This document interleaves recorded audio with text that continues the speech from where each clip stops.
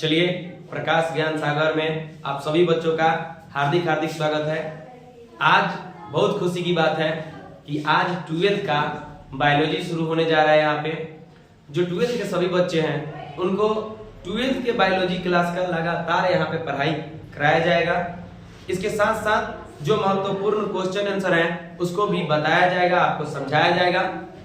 जो पहला आपका चैप्टर पढ़ता है क्लास 12th का वो है जीवधारियों में जनन यानी रिप्रोडक्शन इन ऑर्गेनिज्म। जो यह जनन चैप्टर है यह क्लास 12th का बहुत ही महत्वपूर्ण चैप्टर है और इसके साथ साथ इस 2-3 चैप्टर आप लोग जो भी पढ़ोगे वो जनन से ही संबंधित है। जैसे ये पुष्पीय पादपों में जनन, जीवधारियों में जनन, जेनेटिक्स रोग भी आगे आप लोग पढ़ेंगे। तो चलिए हम लोग समझते हैं मनुष्यों का जन्म कहां से हुआ, किस तरह से आज मनुष्य की उत्पत्ति इतनी ज्यादा जनसंख्या विस्फोट का कारण बन चुकी है। तो समझते हैं यह कहानी है आज से 4200 मिलियन वर्ष पूर्व की। आज से 4200 मिलियन वर्ष पूर्व अफ्रीका के एक महासागर में एक कोशिकीय एक जीव की उत्पत्ति हुई थी।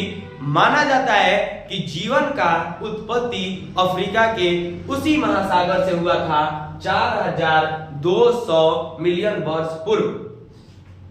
क्या होता है जनन? मनुष्यों में एक ऐसा गुण जो समाज में जनसंख्या को कायम रखता है। अगर यह मनुष्यों के अंदर नहीं होता तो आज यहाँ पे जो जीव जंतु वनस्पतियां हैं यह पृथ्वी पर नहीं पाई जाती। समझते हैं क्या है जनन? जनन वह प्रक्रिया है जिसके द्वारा कोई जीव अपने जैसा एक नया जीव को उत्पन्न करता है और उसके द्वारा उत्पन्न यह संतान संतति कही जाती है। इन बच्चों को संतति कहा जाता है और जो इसे उत्पन्न करता है वह जनक कहलाता है।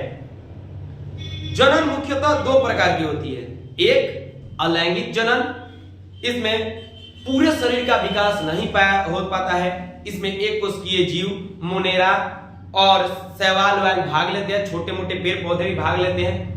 कुछ पेड़ पौधे जीवधारियों में एक गुण पाया जाता है लैंगिक जनन का, यह हमेशा समसूत्री होता है। दूसरा लैंगिक जनन, इसमें नर और मादा शरीर का होना अनिवार्य होता है। लैंगिक जनन से विकसित संतानें पैदा होती है जबकि अलैंगिक अविकसित संतानों को उत्पन्न करता है। अलैंगिक जनन में एक ही जीव जनन करता है। चलिए जो जो हमने आपको बताया थोड़ा सा इसके बारे में समझते हैं। क्या होता है जनन? जनन क्या होता है? तो जनन वह प्रक्रिया है जिसके द्वारा कोई जीव अपने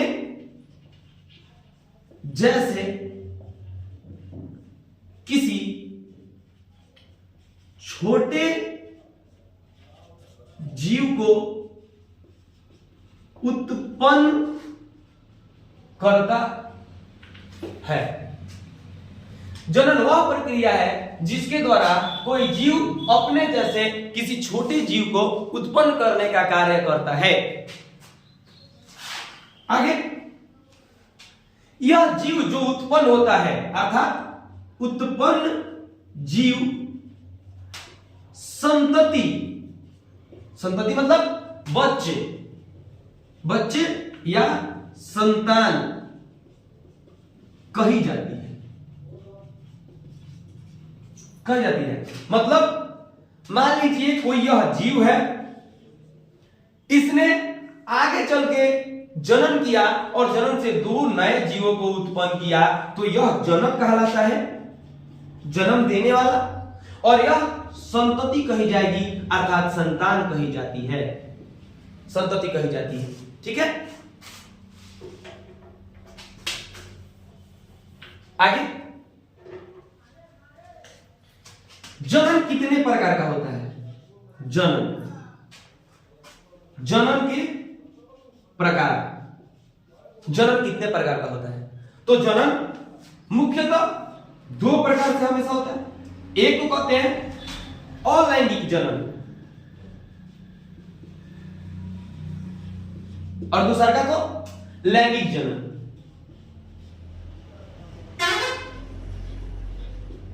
जनन दो प्रकार का होता है, एक होता है अलैंगिक और दूसरा का होता है लैंगिक जनन। समझते हैं क्या होता है अलैंगिक जनन, इसके बाद हम लोग पढ़ेंगे लैंगिक जनन को।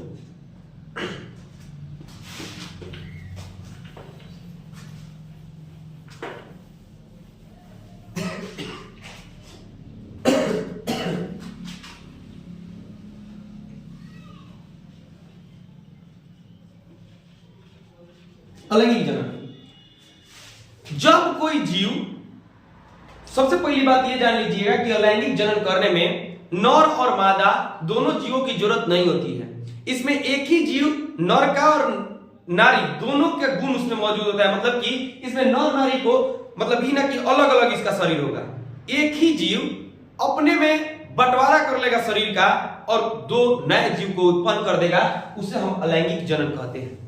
यह समसूत्री विभाजन द्वारा होता है। तो हमें सबसे पहले समझना चाहिए अलैंगिक जनन और समसूत्री विभाजन। तो इसमें नर या मादा की जरूरत नहीं होती है, मतलब पहचान की कोई जरूरत नहीं होती है, एक ही जीव अपने शरीर का बंटवारा करेगा। लेकिन लैंगिक जनन जब हम आपको पढ़ाएंगे तो उसमें नर और मादा युग्मकों का संलयन होना एकदम ही जरूरी है, जिसको हम निषेचन कहते हैं। वो उसमें नर और मादा युग्मकों का संलयन एकदम जरूरी है, लेकिन इसमें किसी प्रकार के नर मादा दो जीवों का होना अनिवार्य नहीं है, एक ही जीव अपना शरीर का बंटवारा करेगा। आते हैं अलैंगिक जनन, इसमें नर और मादा की कोई जरूरत मतलब नहीं है, जीव ही अपना शरीर का बंटवारा कर लेता है। अलैंगिक जनन में समसूत्रण होता है, समसूत्री या इसी को कहते हैं असूत्री विभाजन। असूत्री विभाजन क्या होता है? समसूत्री या असूत्री विभाजन, इसमें क्या करता है कोई जीव कि सबसे पहले अपने केंद्रक, मान लीजिए कोई कोशिका हुआ, ये जीव द्रव्य भरा हुआ है और इसमें एक केंद्रक है, केंद्रक। समसूत्री विभाजन क्या होता है कि पहले केंद्रक का बंटवारा कर देगा, मतलब कि केंद्रक को लमराएगा और बाद में चल के आप देखोगे कि इसी जीव में एक अलग केंद्रक, दो केंद्रक का बंटवारा कर देगा। और जब आगे चलेगा तो ये जीव द्रव्य का भी विभाजन कर देगा, मतलब एक ऊपर से पतला कर लेगा और नीचे जाकर के ऐसे कर लेगा। ऊपर है वो केंद्रक और जीव द्रव्य इसमें भर देगा और इसमें भी जीव द्रव्य भर के और वो केंद्रक बैठा देगा, ये सब जीव द्रव्य भरा हुआ। और इसके बाद आखिरी स्टेज होता है, और आखिरी स्टेज में होता है कि एगो नया जीव और एक नया जीव और ऊपर से एक नया जीव, मतलब यही जीव दो भागों में बंट जाता है और दो नए संतति की उत्पत्ति कर देता है।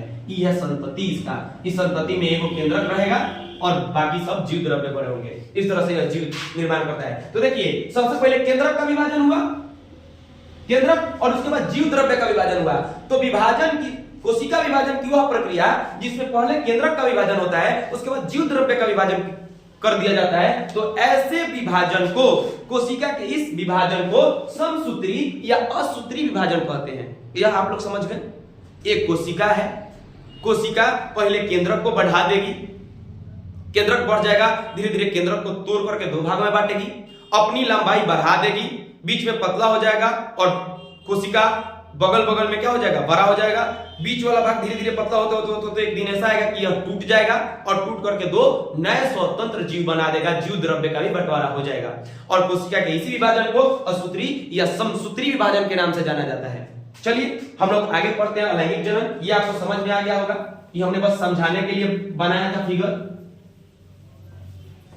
आगे चलते हैं।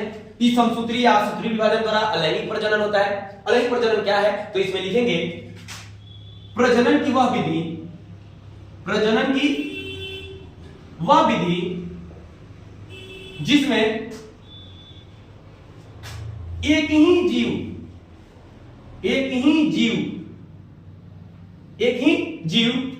अपने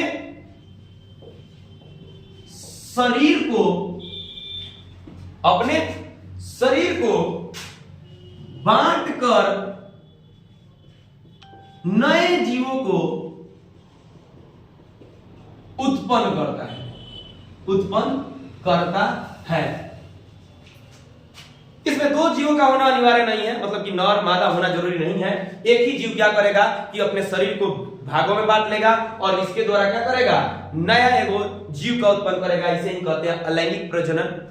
आगे जैसे कैसे हम लोग इसको समझ सकते हैं, तो जैसे इसका सबसे बड़ा उदाहरण जो है एक कोशिकीय जीव होते हैं, एक कोशिकीय जीव, एक कोशिकीय जीव। और क्या हो सकता है, मुनेरा हो सकता है, मुनेरा हो सकता है। कुछ पेड़ पौधे जैसे शैवाल हो सकते हैं, कुछ पेड़ पौधे यानी शैवाल हो सकते हैं। इन सब जीवों के द्वारा अलैंगिक प्रजनन किया जाता है। इन सब जीवों के द्वारा क्या किया जाता है, अलैंगिक प्रजनन किया जाता है। तो चलिए, इन सब जीवों में कुछ जीवधारी भी होते हैं जो अलैंगिक प्रजनन करते हैं, लेकिन जीव जंतु ज्यादातर लैंगिक प्रजनन करते हैं। आगे, अलैंगिक प्रजनन कई प्रकारों की होती है। अलैंगिक प्रजनन बहुत प्रकारों की होती है, जैसे खंडन, मुकुलन, विखंडन, कायिक प्रजनन। इस तरह से बहुत प्रकार होता है। हम सभी प्रकारों को बारी बारी पढ़ेंगे। आप लोगों का क्लास आज पहला क्लास था, आज इतना ही इस क्लास को रखा जाएगा। कल आपको बताएंगे अलैंगिक प्रजनन के कितने भाग हैं। एक एक भाग को हम लोग पढ़ेंगे, क्या होता है विखंडन, क्या होता है खंडन, क्या होता है मुकुलन, क्या होता है कायिक प्रवर्धन, सभी को बारे में बताया जाएगा। थोड़ा सा समझते हैं यहाँ पे एक और चीज कि अलैंगिक प्रजनन में हमने बताया कि जीवों को दो भाग में बढ़ जाता है। कैसे, जैसे मतलब यहाँ पे समझाने के लिए लिखा था, मान लीजिए हम अमीबा को लेते हैं। अमीबा एक कोशिकीय जीव है, ये अमीबा है, ठीक है। ये क्या है, अमीबा।